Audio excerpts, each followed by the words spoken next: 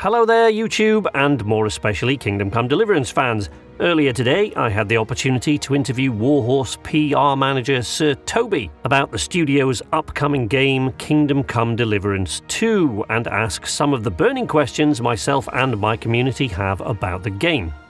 The interview you're about to see will be edited so that we get right down to all the stuff you really want to know about KCD2, but if you'd like to see a slightly less edited version, where we talk a little bit more about who Tobi is and how he came to work for Warhorse Studios, leave a comment and I'll upload the slightly more long-winded version at a later time. Well, that's enough preamble. I'll go turn on the lights and we'll get on with it, shall we? Don't go away.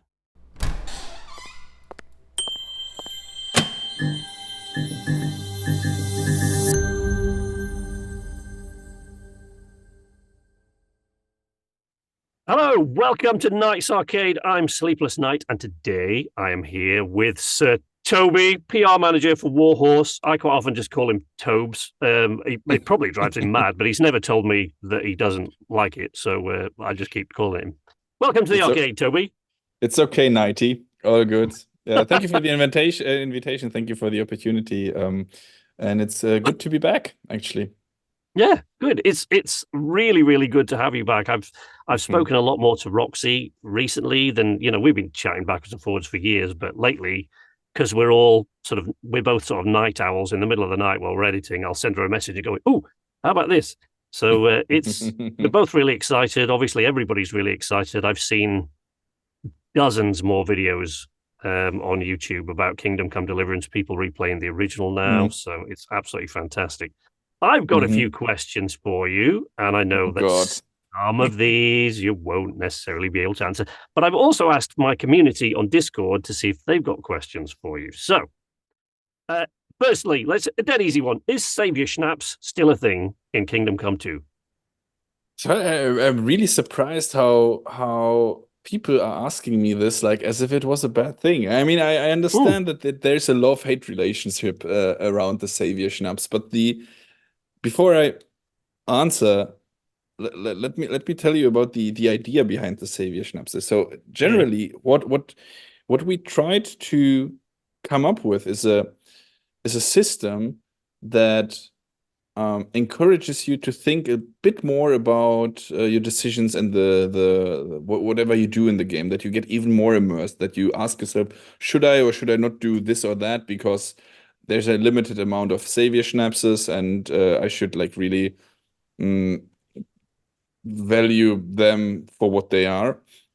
But meanwhile, we of course understand that the KCD1 was, at least on release, very buggy, so it could have crashed on you even, and then you have progress lost. Or we checked out the most famous, or one of the most famous mods for KCD was, of course, the unlimited Saviour Schnapps thing. So it's not like we don't know that it was a love-hate thing. But now to answer, yes, it comes back. It will be again the Saviour Schnapps, but with all the systems in the game, we learned from KCD1 and tried to improve them some way or another. Right? Not revolutionize them, but for instance, the Saviour Schnapps, there's not much to improve there. The thing is that we want to make it more accessible. So in KCD1, especially in the beginning of the game, the Saviour Schnapps was very expensive, it was scarce, it was hard to get by, and that was the part where you needed to save most because you were weak, kinda. So that is, of course, the lessons learned. So Saviour Schnapps will return, it will be easier to get, but still what we want is this minimum investment you have to do of using an item to just reconsider, should I save scam myself into that chest or not? And if you do that, fine for you, have this investment, but that's the philosophy behind the Saviour Schnapps. I personally, I never had a problem with it, really. I mean, certainly past the first 3-4 hours after that, I didn't find it a problem at all. Right. Now, we see in the trailer there that I think one thing that really stood out to a lot of people was that there's one player POV shot where there's hammering of molten metal. So we're assuming, has the blacksmithing mechanic improved in the game? You've expanded it, I assume. So blacksmith, well, it was improved. It wasn't in there in KCD1. So and that is one of Well, the yeah. things that was unfortunately so of course the idea was to have it in KCD1 already. You are the son of a blacksmith after all, but there in the end where we had to do the decisions where to cut, this was one of the things that had to just go, unfortunately. Just out of time and resource reasons. So now in KCD2, first of all, you will meet everything, or like feature wise, I mean, you already know from KCD1. Plus, there's a few extensions and a few additions, and one of the additions is the blacksmithing minigame. Of course, I don't want to go too deep into details there, but if you know how we do if you can remember how we do the alchemy system, where you have to Course, yeah. pour in the drink and then turn the hourglass and fire the bellow or whatever. So if you can remember that, then you can expect the kind of level of fidelity we put into the blacksmithing as well. So this will be cool.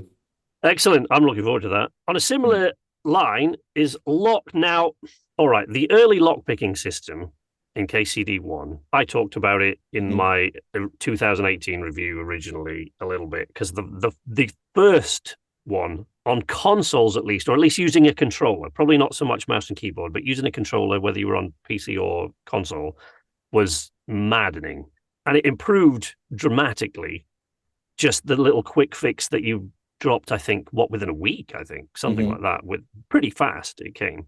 So I'm assuming that lockpicking is going to be in it's an RPG after all, very few of them without lockpicking these days. But is it similar to the way it was at the end of the last KCD, or have you expanded or improved it or developed it more than that? Exactly as you said. So lessons learned, kinda. So and as you mentioned already, we improved it in KCD1. So in one of the hot fixes, or maybe even some of the DLCs, I don't know right now exactly at what point of the development cycle we added, and we improved it for one, and then also added for people who played on controller something we call it easy mode. It really, maybe it's not the right name for it, but originally we wanted for someone who plays on the controller, that he has to move the sticks clockwise in a different speed, which sounds nice on paper, but then in real life we found out that it's apparently harder than we thought it is. So now you turn even in KCD1 you turn the lock with a click on the button, and then have to move just with one thumb, so it should be easier. But it's pretty much what it is, exactly like as it was at the end, as it was in KCD1, exactly. Right, okay. But again, and I might repeat that several times today, we tried to make everything smoother, the feeling better, the more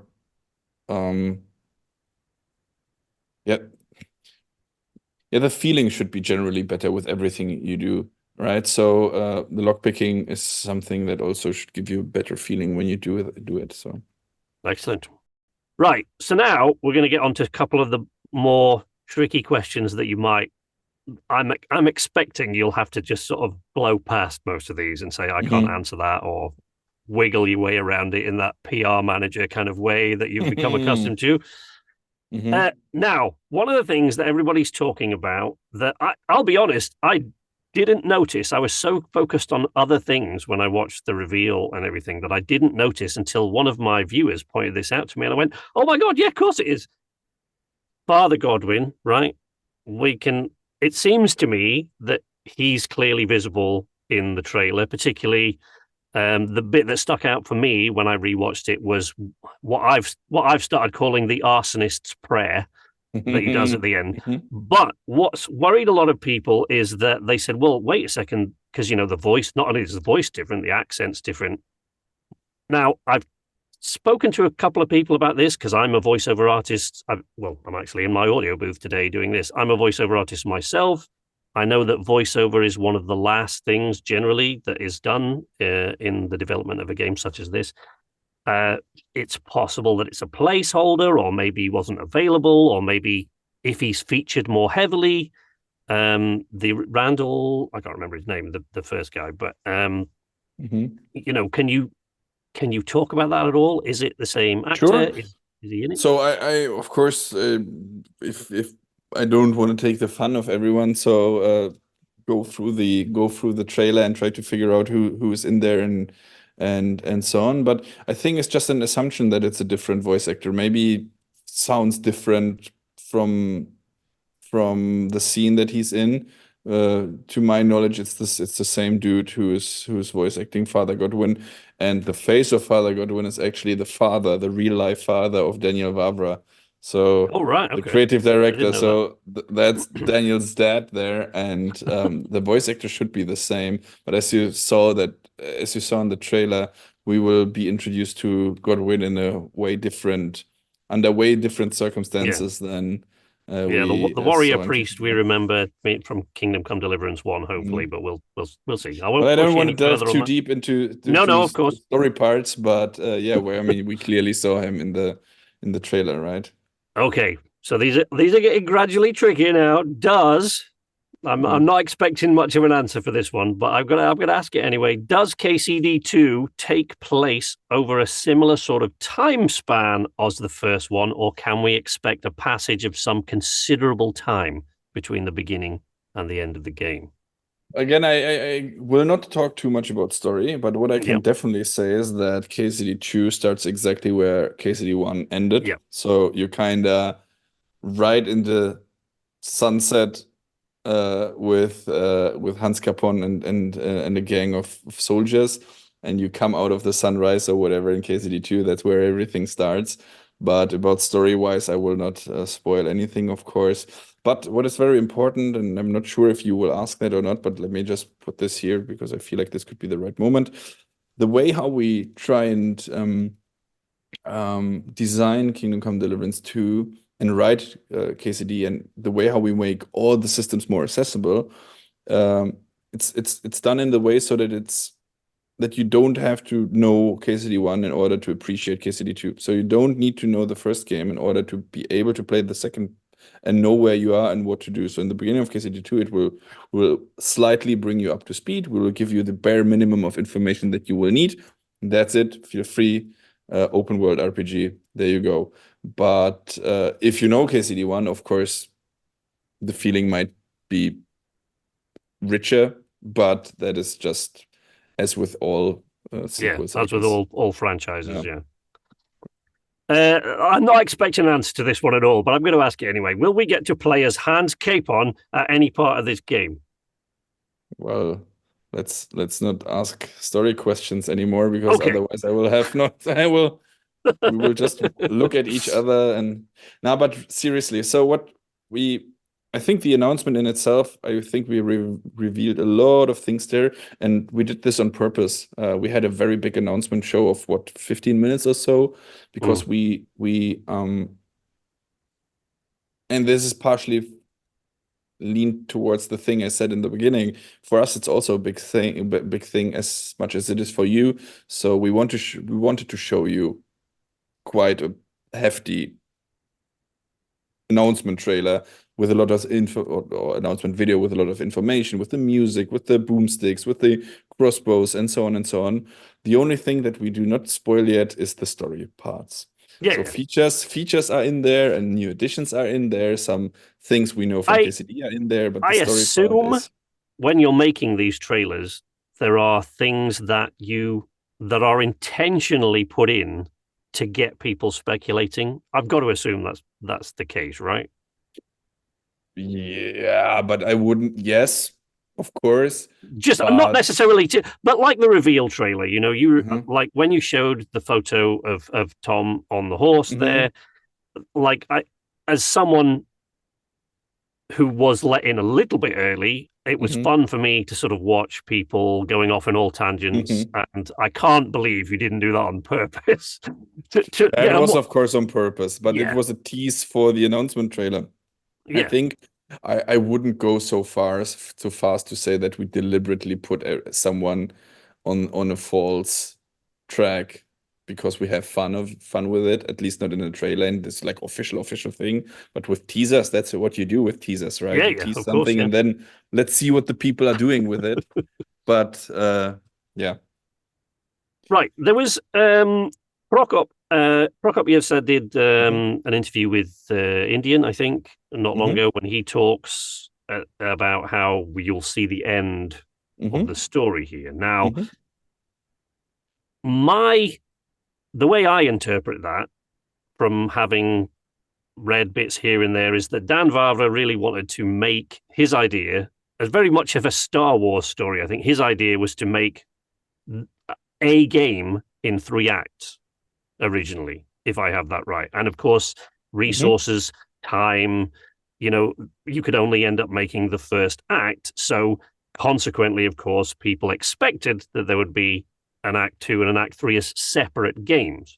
So my interpretation of this, tell me if I'm, well, if you can tell me if I'm right, you probably can't, but is that with KCD2 having 2 locations and 2 maps, I'm assuming that is featuring as Act 2 and 3 of the original story.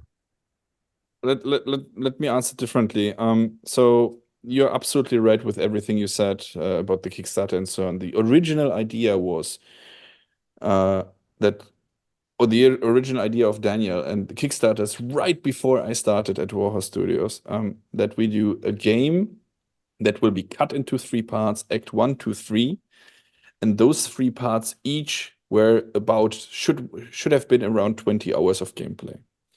And the idea was we release 1, and after 1 year will be the second, after the 3rd year will be the 3rd act. However, this idea was overthrown really quickly after the success of the Kickstarter, and when they had to really think about, okay, where should we put the scissors? Where do we do the cuts? Where do they make sense? What do we keep for the next? And we really, really quickly abandoned this idea for an Act 1, 2, 3. And we tried to communicate that. Apparently not good enough, but that's fair because this floats in the air for 10 years already. So really, let's abandon this idea of 1, 2, 3, Act 1, 2, 3, because today I can't tell you what exactly was supposed to be one.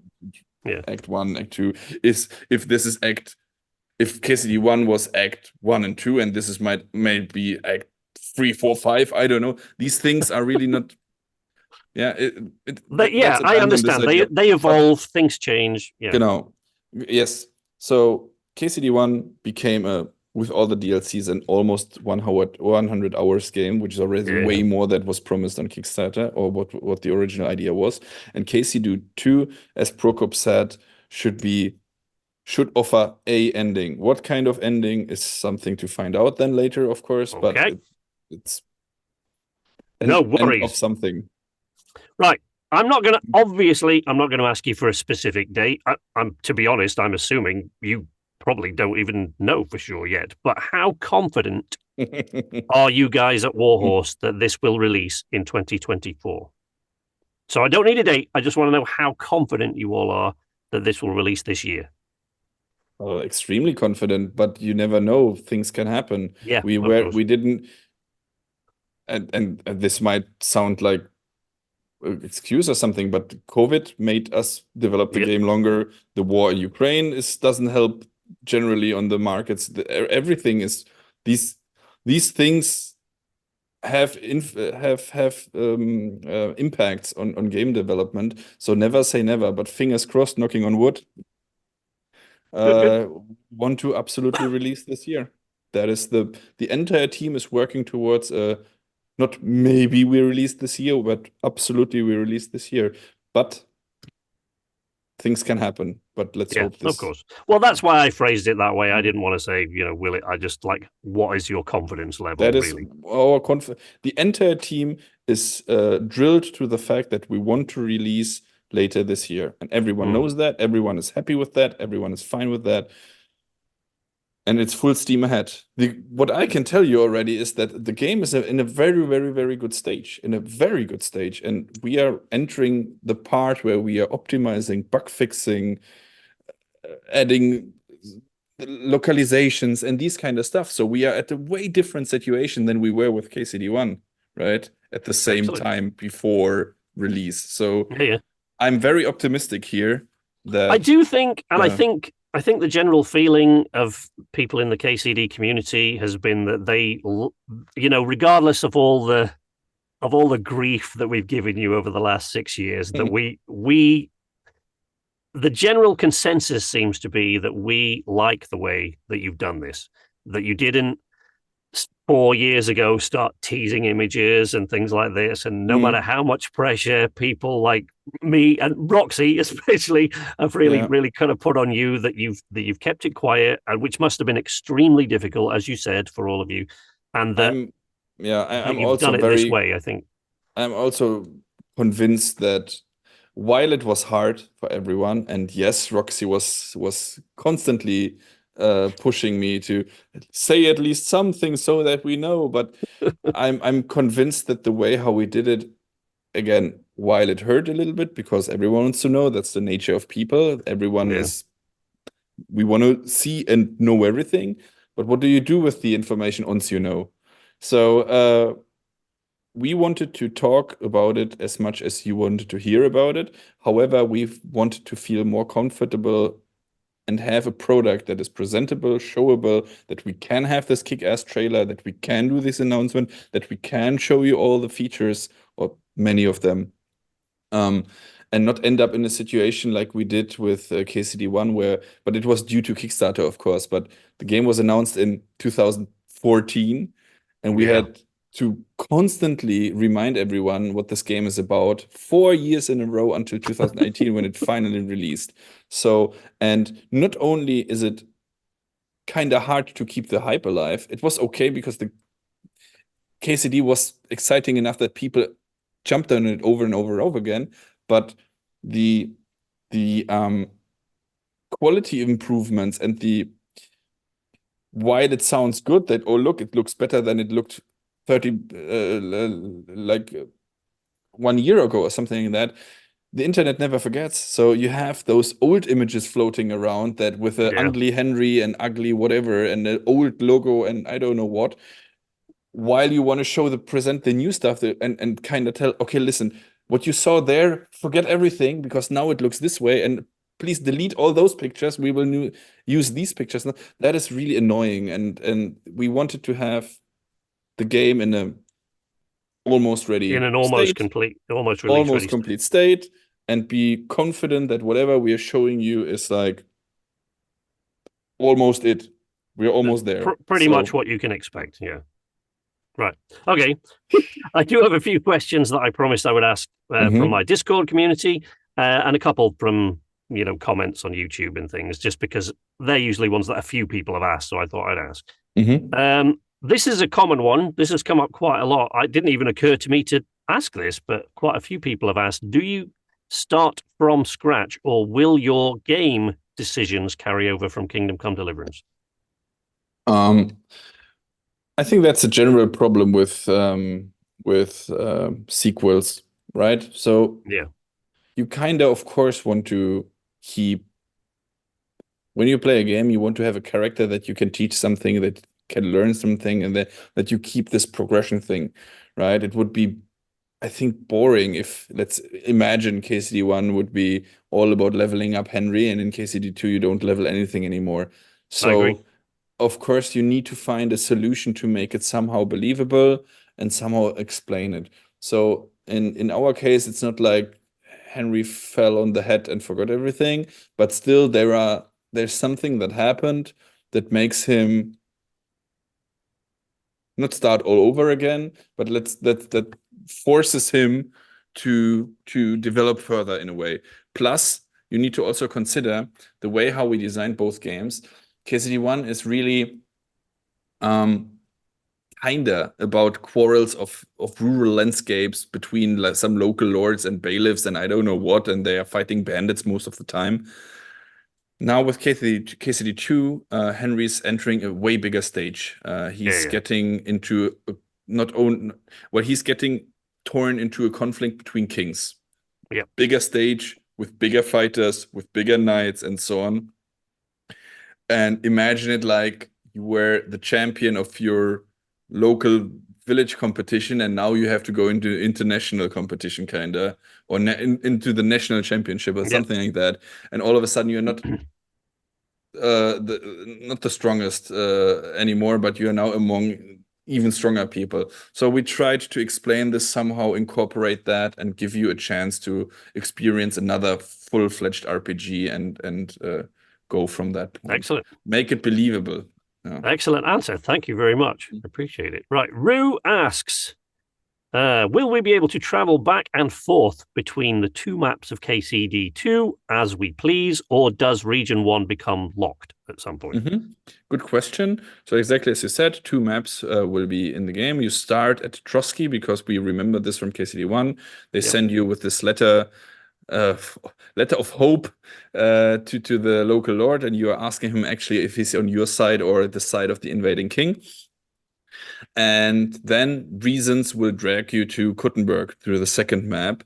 But it will be story-wise, so the story brings you to the second map. But once you arrive there, you can of course backtrack and of course travel back to the Trotsky map and finish side quests or whatever you want to do there, or just walk around. Because the Trotsky map will be more of a, say, landscapey, like rural map. You have the it's called Bohemian Paradise. That's an actual area here in Czech Republic. So it's like with all the big sandstone formations and so on.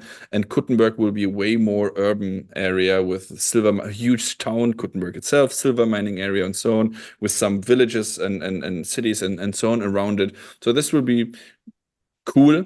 But what we want to offer is is a more diverse landscape thingy. Of course. And as a matter of fact, the only loading screens we have in KCD 2 will be when you start the game and when you travel between those two maps, because they're in real life they're kind of 100 kilometers apart from each other.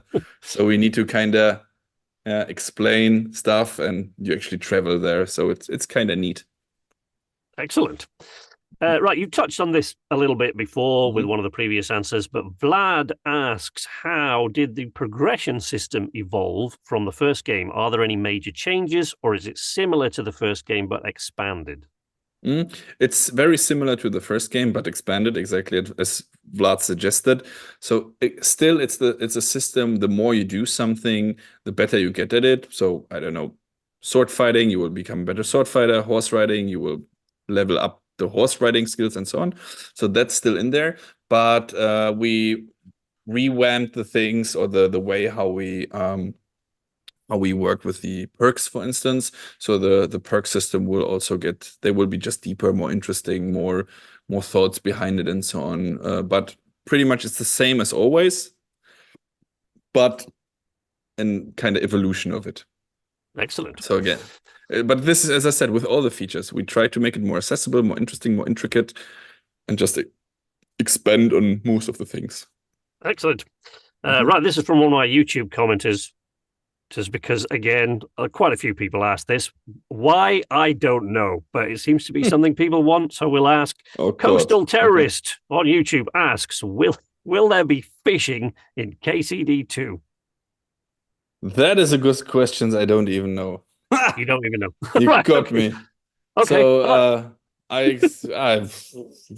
guess not, but okay. Not as far as you know. Maybe some developer will storm in now that this video is on YouTube and will tell me, "Oh, Tobi, of course it's in there," but I'm not aware of it at the moment. No. All right. Several people have asked. Besides the people that we've seen in the trailer, Henry, Hans, Istvan, Markvart, can we expect? They're not asking you to name names. They're just saying, can we expect any other familiar faces from KCD1 to appear? Let me answer slightly differently. You can absolutely expect a huge variety of people, a bigger variety of people, a bigger variety of even historical people that will appear in KCD2. Yeah. And if we meet someone from KCD1, nice, but if not, then also nice, because as I said, we want to offer a huge new story with a lot of elements in there. Kuttenberg, which is in itself a relatively metropolitan city, so it attracts a lot of more diverse people and so on. So I think yeah, a bit of both, kinda. We of course will meet people from KCD1, but we will of course meet a lot Yeah, of new. I did have a think about this when they asked, and one of it goes back to one of the earlier questions, which was one of because I thought, well, Ulrich. It seems like Ulrich was sent by the Rosenbergs. Heinrich von Mhm. Rosenberg was part of the League of Lords. But then I thought, well, but there was an option to kill Ulrich in the first game. So you couldn't really, as far as I can see, couldn't really bring him back because you're not Mhm. carrying your saber cross. But then people like John of Liechtenstein, who was sent to Kuttenberg, I think, if I remember from the end of KCD1, where you went Mhm. to Trotsky. So, right. Geggs asks, I actually know the answer to this already. It's been answered. Prokop, again, answered it, I think. And I can completely understand why. With the answers that he gave, I thought, oh, that makes sense. But Geggs asks, will there be NPC children in this one? Yeah, so the answer is no. And Mm-hmm. there's many reasons behind Yeah. that. Some are obvious, some are not so obvious. Most of them sound like excuses, but it's not an excuse. It's really just if we so it, so one of them is of course age rating. If you have children, Yep. if you can kill them or whatever, this is a problem in itself. So this has an impact on age rating. We don't want that problem at all.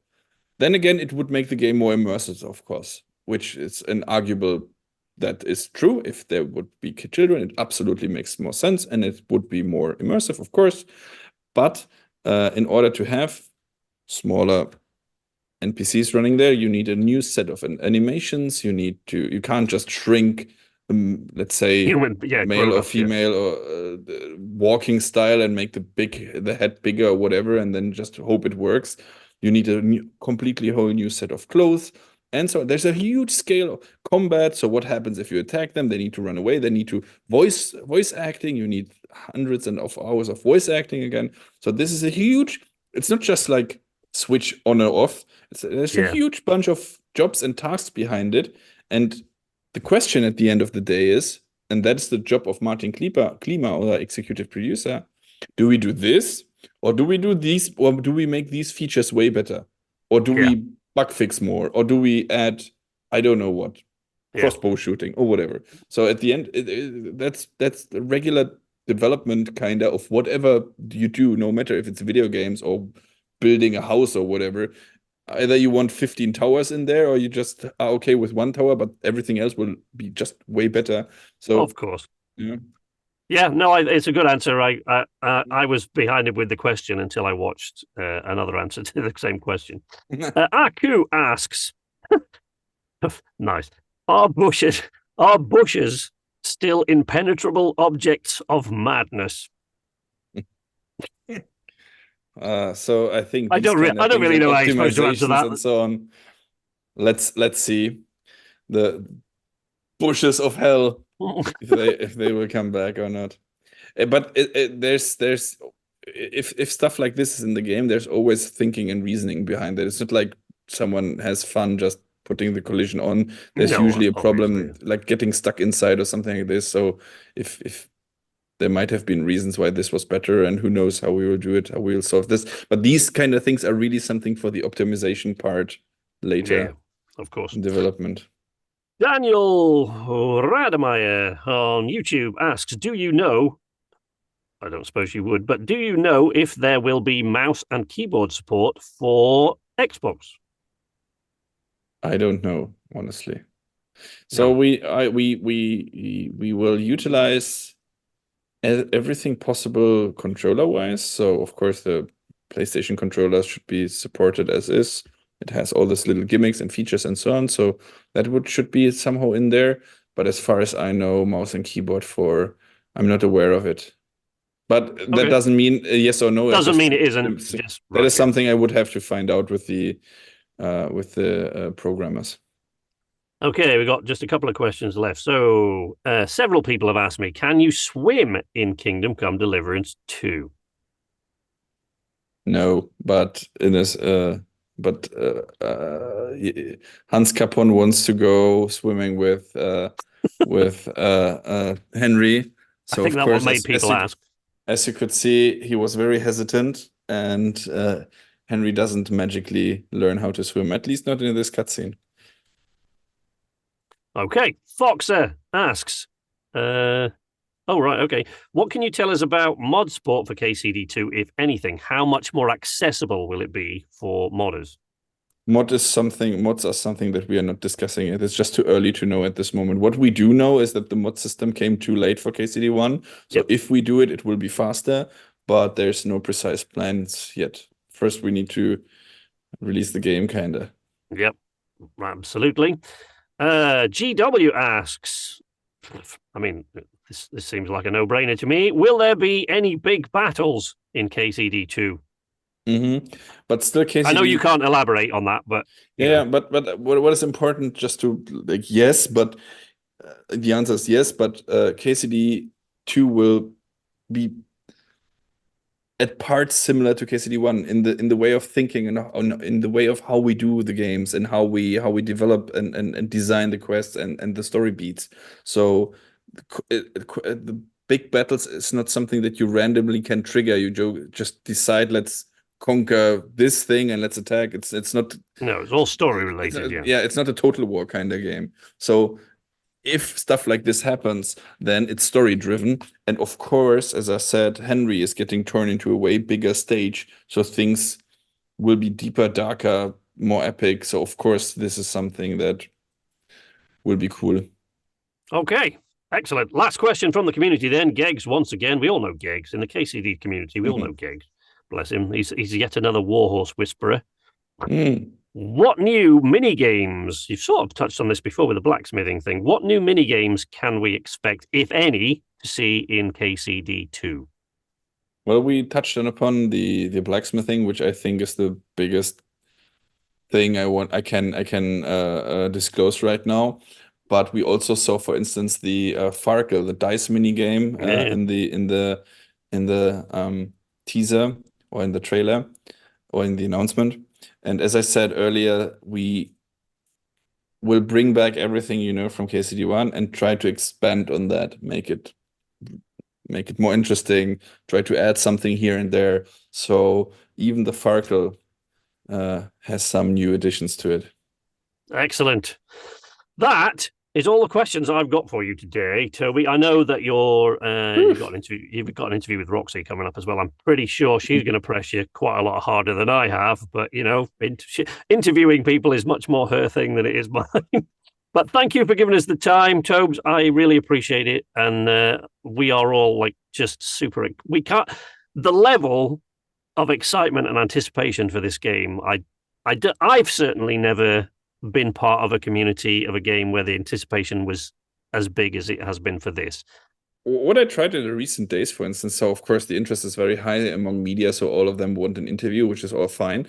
But I deliberately chose to put different people on different interviews simply because exactly as you said, while I love other companies and other games, I sometimes find it a bit sad that maybe many people don't care, but there's a core fan audience that actually does care about who's behind those games, who are the Prokops and the Daniels and the Tobis from the other studios.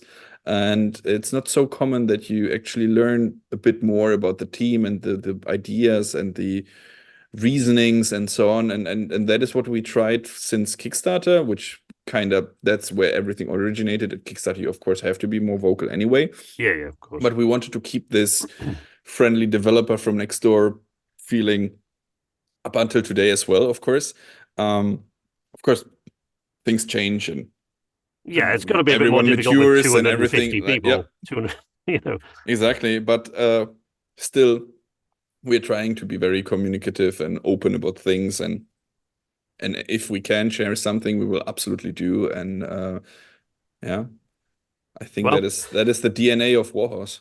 Yeah, well, you do it very well, and we are all really, really excited. It's been great to have you here at the arcade, and I'm sure I'll chat to you some other way soon. Thank you very much for joining us.